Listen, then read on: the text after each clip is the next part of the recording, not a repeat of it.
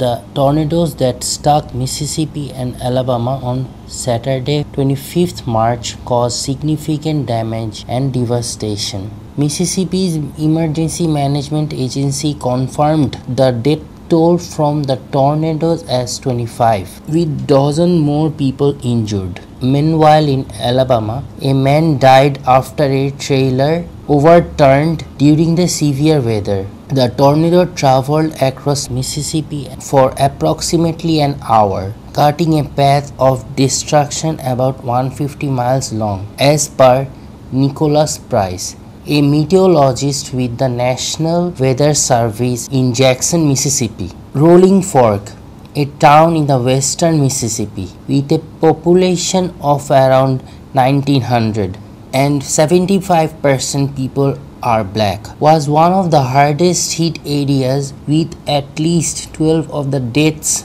reported there. According to US Census data, almost 1/5 of the town's population lives below the federal poverty line. Nearby Silver City, a rural community of around 300 people, witnessed residents locking themselves in the interior room and taking shelter inside the bathtubs during the tornado.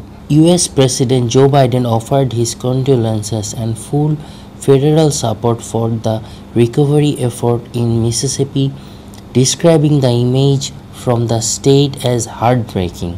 PowerOutage.us reported that around 26,000 customers were still without power in Mississippi, Alabama, and Tennessee due to the storm as of Saturday's evening.